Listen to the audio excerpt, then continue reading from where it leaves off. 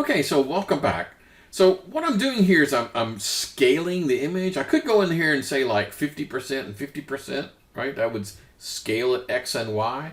But all it does is just take those values and multiply them times each one of the X and Y coordinates. So by using a -1 and a 1, what I'm actually doing is flipping the image. Kind of, you see what I'm saying? Or by multiplying the x-axis times 1, leaving the y-axis alone, I actually kind of flip the guy around. So I create a new bitmap based upon the existing bitmap.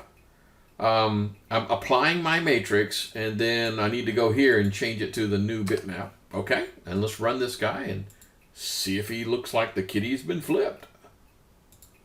And yes, it's a flip kitty. Okay. All right, so you kind of sort of get what this is about. And there's a lot of these things, and I'm not going to demo them all because, to tell you the truth, once you demoed one, you kind of sort of got them all. But so there's a rotate. You can rotate the guy, right? Which is, mirror image flipping, like what we just did.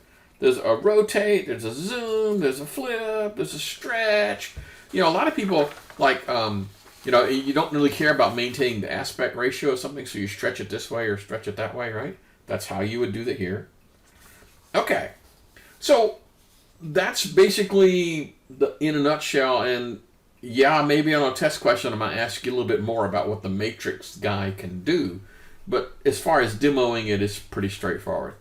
Okay, so one more time. The thing is kind of odd, because I promised to point out the things that are odd.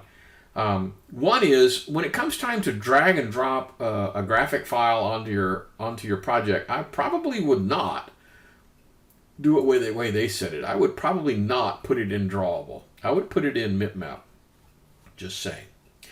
And so, what's the difference between the two? Because this is vector graphics and this is raster graphics, okay? And the name has to be in all lowercase when you do this guy, okay? It has to be in all lowercase. Okay, good. So that's kind of sort of important. All right, so we reached the end of this chapter.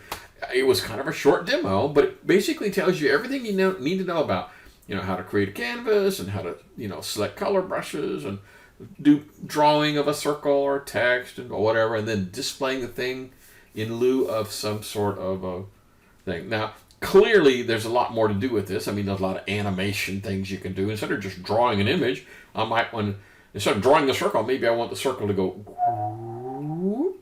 get bigger, that kind of stuff. There's lots and lots and lots of stuff that you can do to animate the drawing of the graphics or create animation itself.